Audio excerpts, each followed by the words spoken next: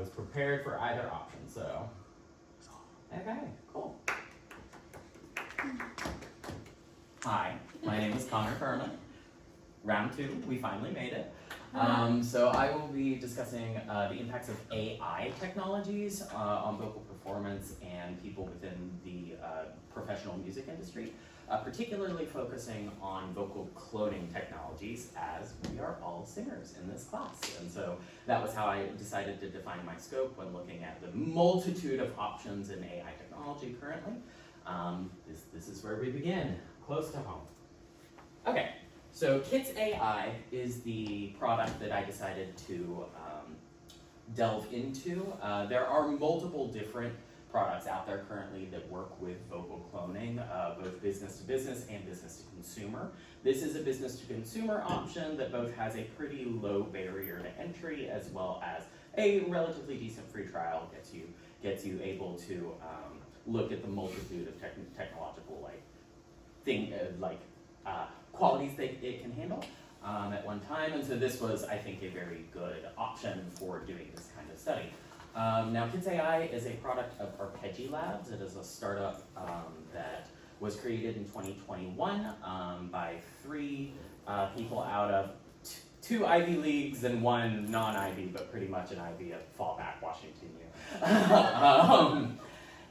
who all came from the same high school out of Atlanta. There's a very, very wealthy, the Westminster schools, and they are all alum of that. And so I was like, how do these people know each other? But they started the startup, Arpeggi Labs, with a DAW, which is a digital audio workspace, that ends up being the partner to Kits.AI. Currently just got 11 million in funding. So they got stuff that they're working on. Why this company in particular popped out to me is because of their slogan. Clone voices, sing like anyone, play any instrument, 100% royalty free. I don't know about you all, that terrifies me as a music professional. Everything about that, and then their goal at the bottom to democratize music and make sophisticated tools accessible to artists of all levels. And that's like the kind of nice feeling version of it, but there's an inherent aspect of this that made me kind of feel attacked as a professional. And that was what interested me and pushed me to start this kind of research. And go so far as to clone my own voice. So the question, how will this affect musicians? These were my opening thoughts. How effective is the current technology? Is this something that we are actively competing with, or is this 10 years down the road? Is it all hype?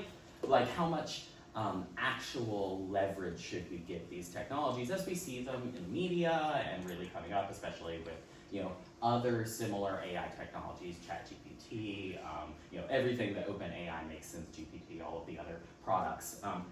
Where are we at? Just pure stats. Second is then, how can we extrapolate on this and see how will it affect our livelihoods as musicians? Because there's every possibility that it will stay at kind of a low consumer level, but not permeate the professional industry. And then, assuming if it does have these potentially wide impacts on the field, what regulation is necessary to ensure that artists retain their rights and are able to have their labor? Something that you all may not know about me is I am hopefully going to be doing a fellowship in DC this summer, working on arts and cultural policy, either with the NEA or with Arts for America. So this is something that I am very deeply interested in, and something that I wanted to bring into this kind of opening thought process. So then we have the test. Create my own AI vocal clone, engage on the purest way that I can with this technology. It was absolutely terrifying and so interesting. Okay, so we're gonna sit on this slide for a second because it's a lot of information. And this is where I wanted to make sure that as I do this study, I'm doing it at a level that is not only replicable, but also will take as fine of data collection as I possibly can. So here in the top left-hand corner, we have kind of our basic stats of what I was working with.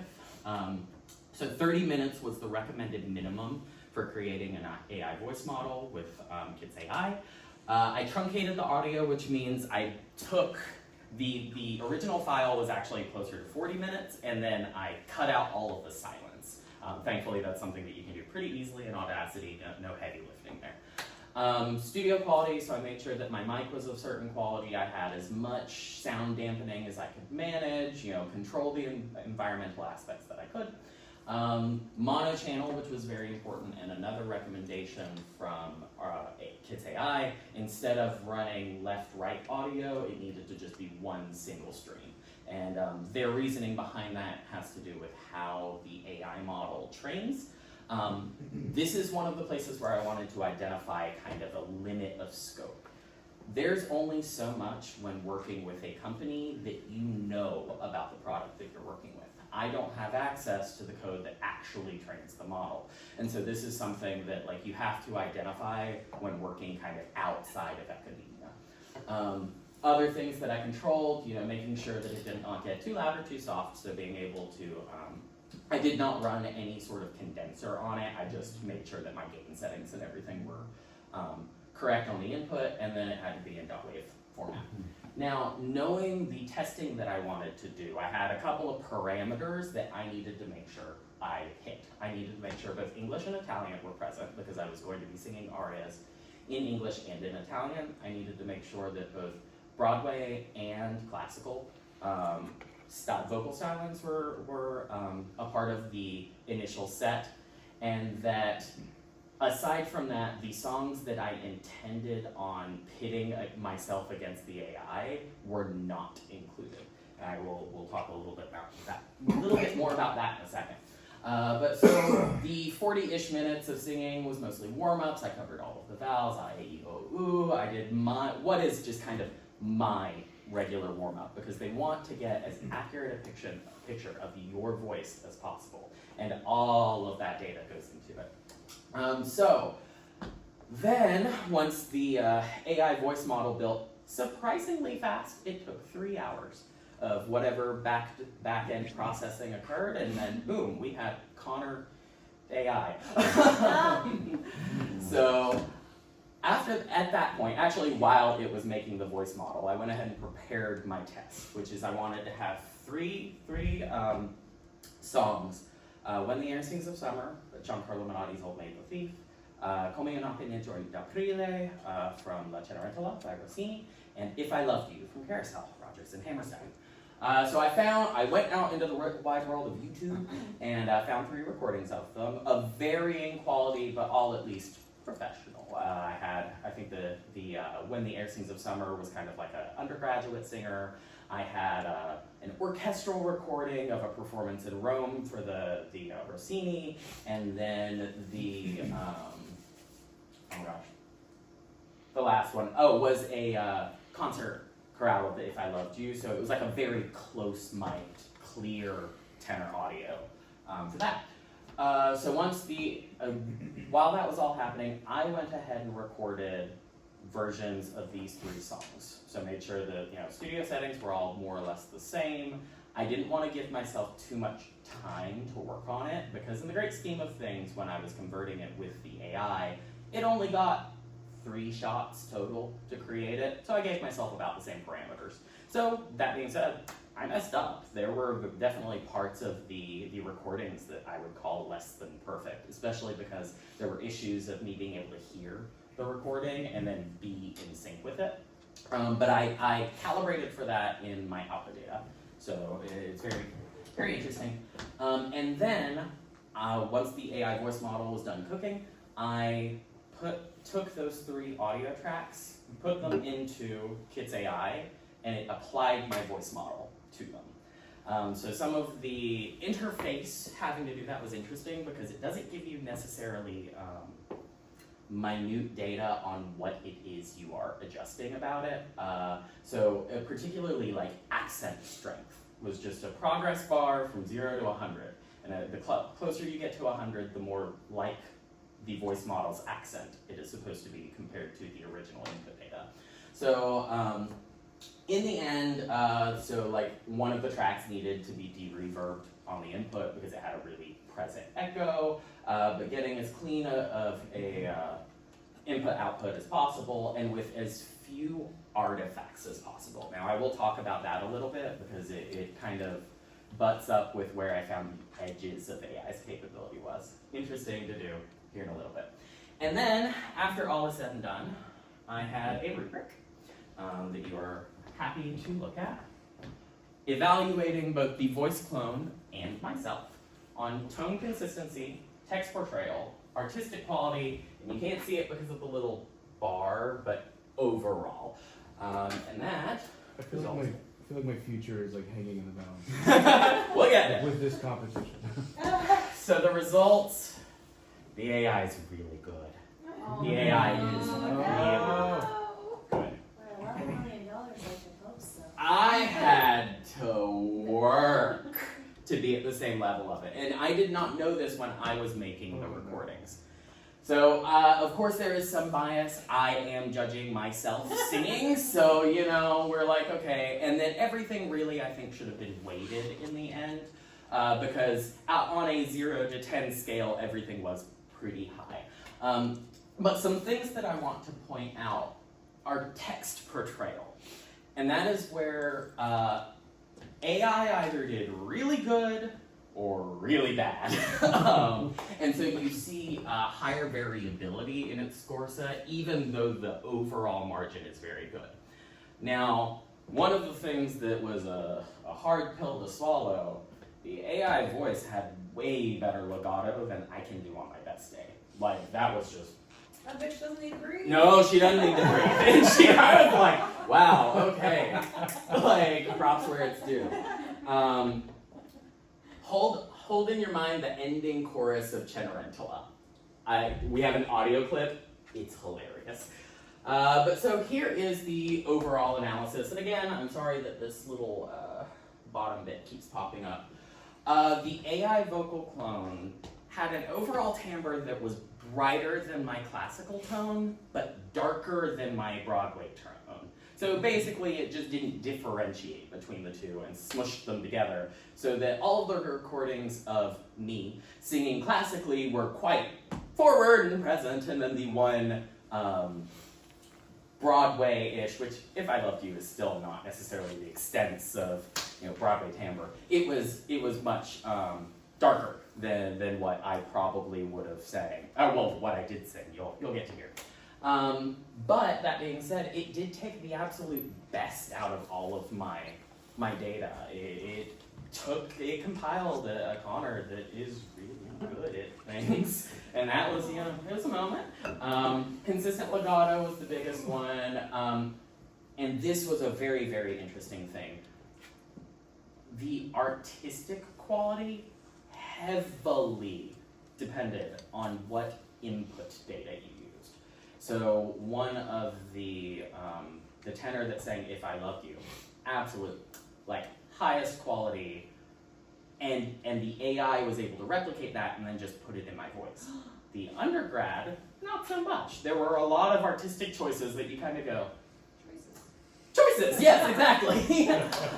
And that was a very big determiner of overall quality of recording. Weaknesses, diction. Whew. If the diction wasn't absolutely on it in the input recording, it was just soft and glossy, and it dropped final consonants all over the place, and just. But that being said, the Italian, it was near flawless. Like, the Italian diction was excellent, and I only sang, I think, 2 arias in my input data to build the model for that. So realize that all of these weaknesses and strengths were built on the absolute minimum amount of data. If I, in future, and I intend to in future research, keep putting in data into this model, it will only get better, which is very interesting as it has more data. But yeah, could not. So artifacts occurred sporadically, and the biggest issue came in Come Nape. It was a live production, high recording quality, but not necessarily meant to be used for this. Did very, very well during the solo sections. During the choral sections, obviously the AI could not distinguish between voice types. And some of it's really, really beautiful. But so we are going to take a little moment, and we're going to listen to some stuff. Yay. Okay? To female warm pop. So, this is actually not female warm bop. Don't worry about that. Okay, hopefully this is not going to be super, super loud, but until we play something, I will not know. Okay, can we please? Sorry, one moment. If I loved you, time and again I've tried to say, all I want you to know.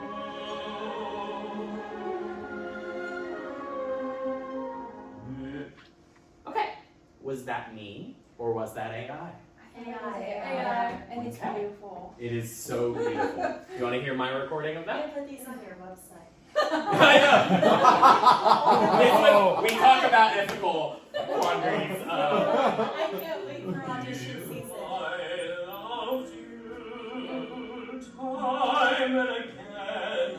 Consistency. That overall level of just smoothness that it was able to generate. Also, it was able to match the orchestra in a way that I just couldn't in my studio environment. It just leveled in beauty. But built off of same place. I hate this. Now, I hate it too. I want this pre-screen when you show up and you can't even Oh my go. Oh my gosh. now, You could use this for pre-screen. That's I know. there's some like serious ethical crap. oh yeah. Oh my gosh. Now, I did pretty dang good on this one. Let's know. It was really good. And this is like afternoon. I've not really warmed up. Run. I can still do that. You can hear I'm not with the orchestra. That was, I just couldn't hear it.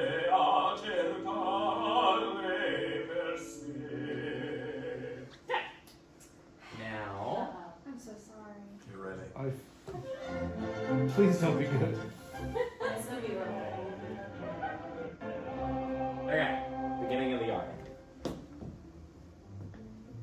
Now this is a very, very good professional, but again, not mic'd in a way that you would use for this.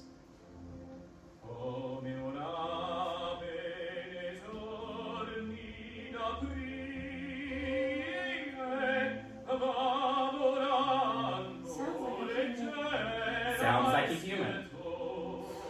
We can, knowing this is fake, we can identify artifacts. You can hear it's kind of brassy on the front, there's a little bit of ring in the top. I don't know that I'm so sorry. That run, because of the technique of the input singer, excellent output. I mean, much cleaner. I still liked how I managed the run, but very doable. Now, to lighten the mood a little bit, let's listen to the final chorus.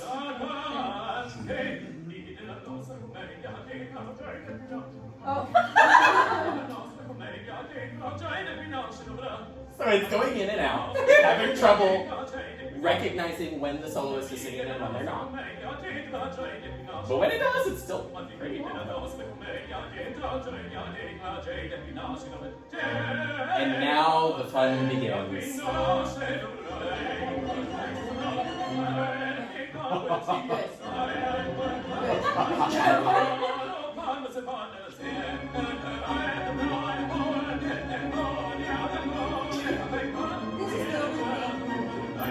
This is my favorite part. So the women begin to sing.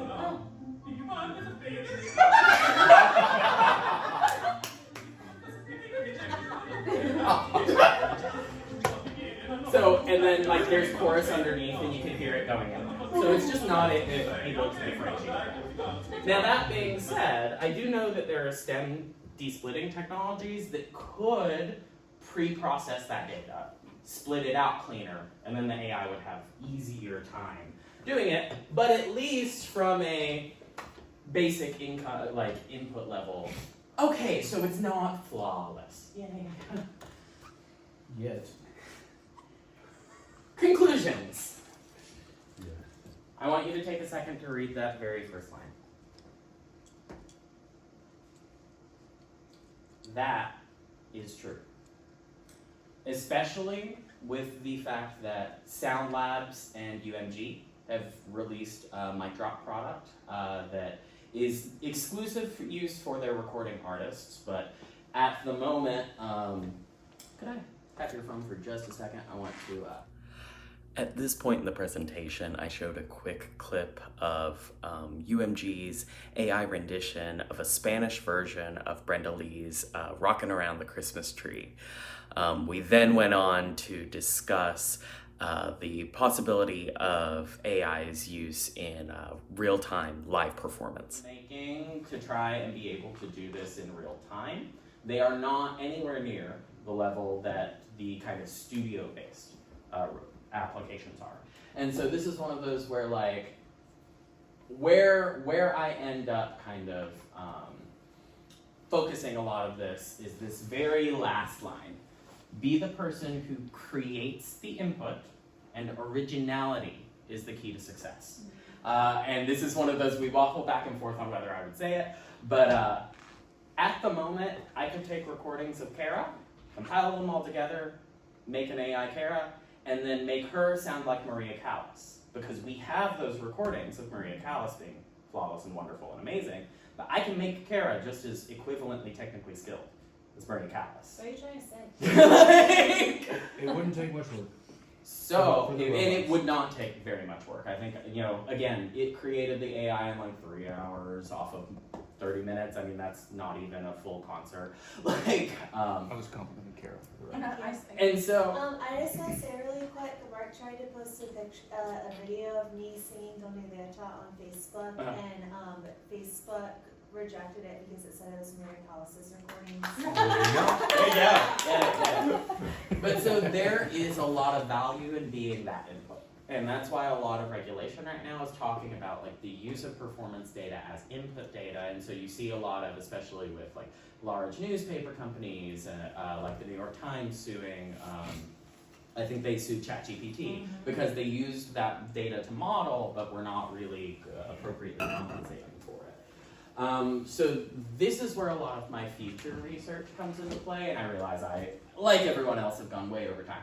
But the limits that I found within this particular AI voice cloning technology, I think could really easily be rectified to actually create the evil of an end-to-end, no human input, total AI music maker. You know, the issues that it had with text-to-speech or like being able to read music. We already have those coded into, you know, Sibelius and Finale and Siri and things of that nature. The technology's out there, it just hasn't been combined into a product that can take a piece of sheet music and then pop out a song in any voice. And so that's one of those I'd be really interested to look into, like who's doing that and how much do they care about ethics. Obviously, expansion of the current data set, more data is better data in most cases. And then again, using all of this in order to kind of inform government policy, because at the end of the day, copyright is our only protection. The US Copyright Office did say that something purely made by AI is not eligible for copyright, but that something where AI is used as a tool of creation can still potentially be credited to the copyright source. So I can't write in a prompt in ChatGPT and then be like, yeah, I own that. But if I used this as part of a full recording where I did quite a bit more processing, that is competitive. And so that's kind of where we're looking at when it comes to AI's use within our field. What about the privacy protections and data, like who owns the data once you input? Yeah, so that's been really interesting. So one of the things that actually when discussing the Brenda Lee recording is a lot of companies, Kits.AI included, is very kind of forward ethically. They're like, oh, we want to make sure vocalists are compensated and we have a whole structure for that, and like making sure that we're on the forefront of this is really important so that we don't kind of end up in a worst case scenario down the road. And when we look to the UMG, who is obviously leading the charge in this, they brought in Brenda Lee, made sure she had final say. If she said she didn't like it at the end of the day, they were not going to release it, but they worked on it. Where I wonder about that line is Brenda Lee got a say, but what about the original chorus singers or the original instrumentalists whose sound data was also wrapped up in a copyright that was sold off 50 years ago to the recording label?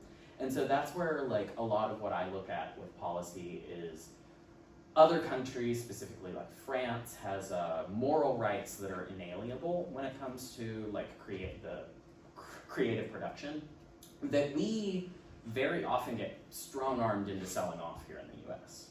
It's just kind of accepted as a, well, if you want to work with Sony, then you have to sign the contract.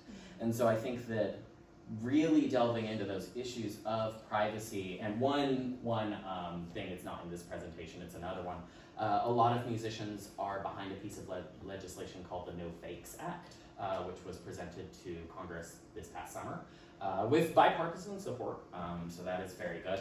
And it kind of delves into likeness, voice, those objects of self that then become, you know, because it's thinking about like deep fakes. This came kind of in the wake of the fake Drake song that came out. You know, what do we do when other parties inevitably use this technology for bad? And that's kind of where we get to the present.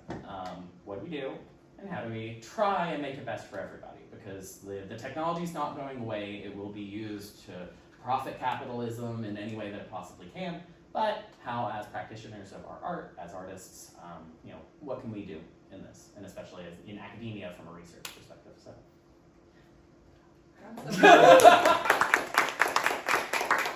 Questions? I mostly feel sick to my stomach, but you did a great job. Thank you. Question about it though, I'm thinking about how this applies to my research. Of course. I'm like, if I could use a clone voice, it would save me all those hours that I spent sucking at singing the fifth, you know? Sure. Was there a way, did it give you like just a blank track? Did it give you the full accompaniment? Is there any way I can go into the file and like manipulate it pitch-wise? So I could download it either as a WAV, an MP3, or as, I don't remember the last, I think it was AIFFS, but, which is Apple's codecs. So the answer there is what you input largely determines what you output. So like an MP3 codex is not going to be able to do a lot of what you just asked for, but a WAV codex absolutely can. So if I put a bunch of WAV files of like something what I did but isolated tracks, could it give me something that I could then put into like Logic Pro and use the tuning software to like and get to that perfectly tuned pitch? So that's actually the primary use of Kits.AI. It is meant to work alongside DAWs, the digital audio workspaces I mentioned at the beginning, in order to do just that, work with acoustic tracks and stems of different varieties to then produce an entire completed work. So a big section of the like additional features that it has to do with like reharmonization and mastering techniques and things of that nature. So like Kits in particular is like geared toward that. Maybe some of the minutia of a choral setting would be a little trickier, but I think it would definitely be possible. Thanks. Okay, I think I'm gonna use this for some of my non-major students, like them to apply this. This is Yeah. what you're gonna sound like in maybe 4 or 5 months, but the study that I use as a study tool. But my question is, so in the format, if you something messed up with the soprano voice, Artifacts, yeah. is there something you can fix that in the software, or that's not possible? Yes and no. So Okay. this was where how much the company let me play with it came into play. So like the Komeonafe I showed you was not V1.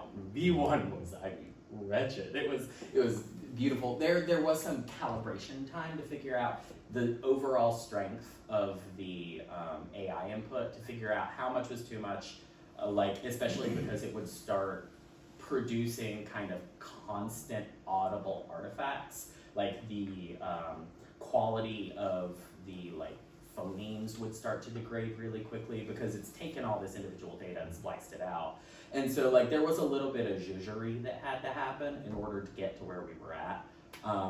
Did you do the zhuzhery? I did the zhuzhery, yes. That was part of that really long methodology slide. There was a little bit of zhuzhery, and that was when I only allowed myself to retake my cuts as much as I zhuzhed. Oh. That was the self-limit. What was your favorite artifact?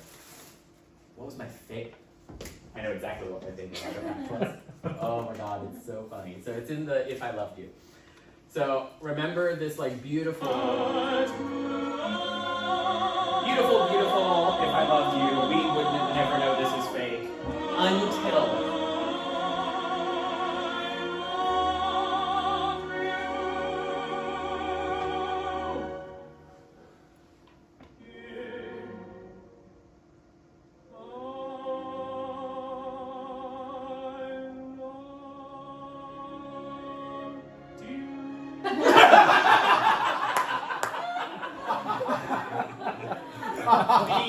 the original singer made the slightest little separation between loved you and the AI just ran with it. And that was consistent. I could not get that to go away.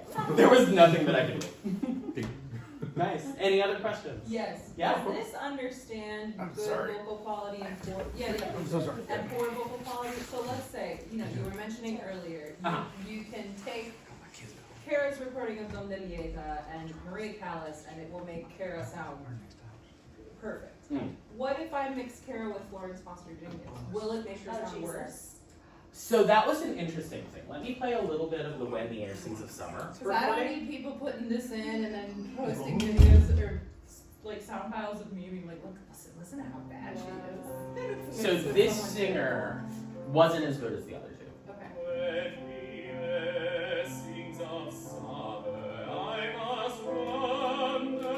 So you hear that bright like so, it's But if it's out of tune. moments of it really good. It has pitch correction capabilities. So So. it's gonna fix a lot of stuff. That's good. But like the so you can hear there are basically no closing consonants. Re. And it's because the original singer had no closing consonants. So I had no input data to go off of. But like my vocal quality is still more or less the same. Like a little zhuzhery, but so that's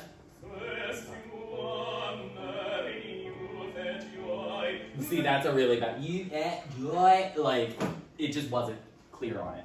So yes and no. The biggest thing that I figured in what was still a very limited study was if there wasn't enough separation between the instrumentation and the singer, then that was when it started to have problems. So in this case, when the piano overtook him, was when it started having trouble distinguishing between consonants especially. So do I think because like from a business standpoint, they don't want that possibility to exist for you to make it and then it make you sound worse. So I would say there are probably like in the pitch correction and things of that nature, some safeguards to where like there's a base level that it hits, but that's probably all kind of behind the company, secrets wall. Yeah. But very good question. I would love to follow up on that. Is there any, sorry. No. Is there any software where you can input an audio file and find out if it's been AI generated? Because you can do that with text. Oh, that would be really interesting. So there are, I'm thinking of like Synth GPT, which is, it's the level, the area of AI that's meant for like AI generative music in particular, tends to be a lot of like techno, non-vocal. So that's where like we as vocalists are sometimes protected because it's much harder to create vocal music. I don't know, but I would know of a way to find out because, and this was relating back to a question Stevie asked, about being able to, on the back end, analyze the data. I would love to see if there's an AI marker. Yeah, Because like that's a the same digital kind of, signature. that's the same thing they use when it comes to like the text-based. Right. ChatGPT is like, oh, AI tends to always do this. Yes. And so, and especially if that's a sonic marker, because a lot of what we hear the artifacts. So I'm sure if you then looked at the waveform, you could, you looked at them enough to where you were knowledgeable of them, you could look at a waveform and go, that's not real. Like, so yeah, I would love to see, and that's actually like a really easy, take one of these download files, plop it into Pratt, and then just see how does it look compared to the original. And then there's also I feel like also with digital signatures based with this is you can analyze it ahead of time in like Melodyne or one of the other DAWs and then plug it into this and then the signature is then changed again from the input. So And a lot of people are using that same kind of, so a little side note about Kits.AI in particular is that they are heavily invested in a Web3 concept called blockchain. Which is, it's a online marketplace, kind of like a ledger, a financial ledger. But it is basically you take little blocks of code and build them on top of each other, and because of the way that it's done, it's immutable. You can't go back and change things. And one of their big selling points is that they can take your audio files and then make them non-fungible tokens that you can then track and get appropriate compensation for. So that manner of on the input inserting a digital signature is probably one of the few ways we could then safeguard AI going forward. If we make sure that, like, you know, from a legal blanket standard, like all AI generated things have to have this digital footprint that then just gets replicated and is not able to be taken away. Because you have to always make it not able to be taken away, because people will take it away if they can find a way out. Right. So, good question. Yeah, I Yeah. just wanted to say, like, I feel like the AI didn't pick up on like a lot of like the quirks in your voice or like things that make your voice unique, and I was wondering if you put more data into it or like more samples, if it would start to do that. That was, okay, yeah, so one of the biggest things is that I kind of go, and like I go in and out of my voice a lot, and it is very stylistically identifiable to Connor Dorman. And so that is one of those things that, like, as you continue to train the model, I wonder how much of it, the imperfections, it would see as something to gloss over and then make kind of a unified whole, Right. like I was talking about, versus accuracy to the input data. And I feel like that's kind of probably a parameter that's adjusted on the back end. So again, like being able to look at like a open source version of this similar software would be really interesting, just to see what happens there. But a big problem about AI content and development in general is that there is a large middle section that is not human transferable, because like just on the basis of how it is iterative and goes back and checks in on itself, it's not, they're talking in ones and zeros and we don't talk in ones and zeros. So I would be interested to see that as I continue to build the model. Thank you. Thank you all.